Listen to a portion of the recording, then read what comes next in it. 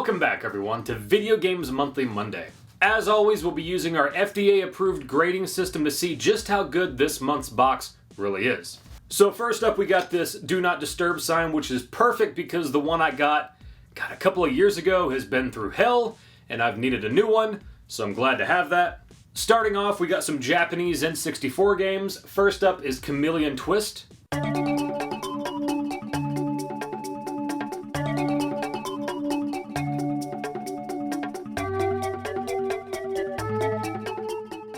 I'm gonna be honest, I don't know how I feel about this game. It kind of reminds me of Yoshi in a way. You use your tongue to eat enemies and do other things like getting over gaps. Like a lot of 3D games of the time, the camera can get a bit frustrating. I ended up getting stuck here and couldn't figure out what to do, so I gave up. I think if I played this game back in the day, I may have enjoyed it more, but for me it just kind of feels like a budget 3D platformer. I'll give it a C.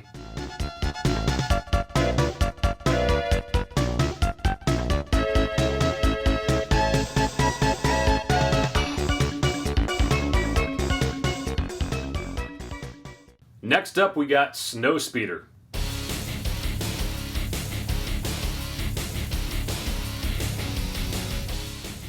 Let me tell you, I had a hard time with this game. I played a ton of 1080 snowboarding back in the day, and that might be my problem. It doesn't play anything like that. Skiing was okay, I guess, but the controls do feel kind of weird to me. But I absolutely sucked at snowboarding. Hell, even the computer sucked. But I'm going to give the benefit of the doubt. If I had played this game back in the day or learned the controls, maybe I'd like it more. I'll give it a C.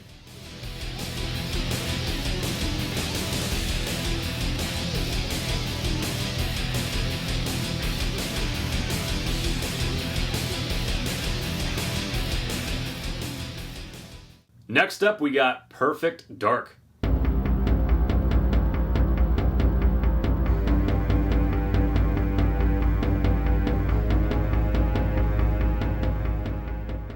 Even though this is the Japanese version, I was kind of shocked to hear that the voices are still in English.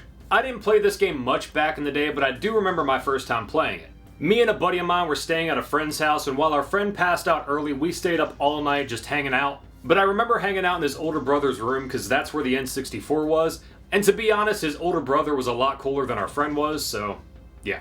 But neither one of us had played this game before, and when we popped it in, we were like, oh my god, it's GoldenEye, but much more awesome. I don't know anything about the story, but we had so much fun with the multiplayer. But for those who don't know, I'm still kind of a newbie when it comes to retro game collecting. I didn't start collecting until about 5 or 6, maybe 7 years ago. My original intention was to only get the games and the consoles that I remember having as a kid, and Perfect Dark was one of the first games that I bought, but at the time I didn't care that much about condition. I went on Amazon and found the cheapest copy of this game I could find, and I was shocked when it came in this pretty immaculate, complete in box copy for the same price as a loose cartridge. Yeah, you're not getting that anymore. Anyway, I'm giving this game an A.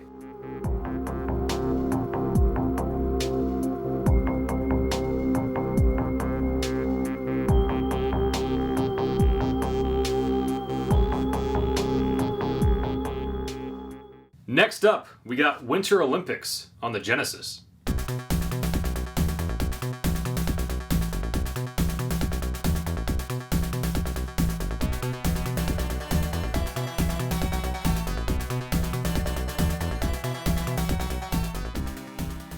Okay, forgive me if I'm stupid, but I'm just now realizing that this says Sega Mega Drive on it. Nowhere on the case or the cartridge does it say Sega Genesis. And even on the back, it's in different languages. Now, I know this isn't a Japanese Mega Drive game because I have one and it doesn't fit in my Sega Genesis, so is this European? Does anybody know what shenanigans are going on here? Because this had to have been confusing back in the day, right? But anyway, that's the most interesting thing about this game. As you can see, I have no idea what the hell I'm doing. I'm playing the downhill skiing here and it controls like ass. Bobsleigh was kind of cool, I guess. Even though I wasn't quite sure if I was doing anything. The graphics are pretty decent, I guess. But hey, look at that butt. I had no idea what I was doing in the ski jump, but I landed, so that's an accomplishment. And also my character's name is Simcock.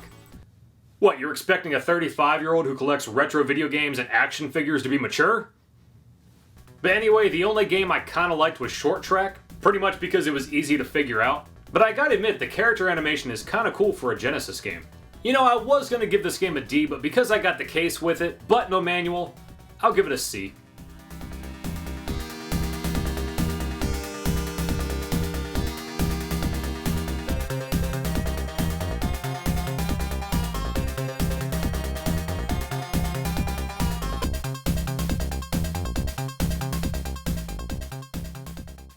Last up, we got Trojan on the NES.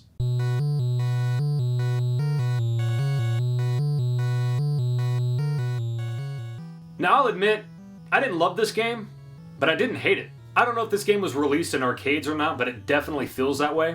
It kind of reminds me of Black Belt on the Master System. The controls are kind of jank and there's endless enemies coming at you left and right, but it's still fun. Although I couldn't beat this guy, I do want to come back and play this game some more. With that being said, I'm going to give it a B.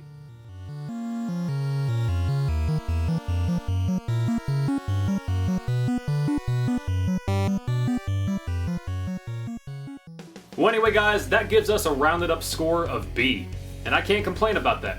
As always, you know what to do: like, comment, subscribe, all that fun stuff, and I'll see you again next time.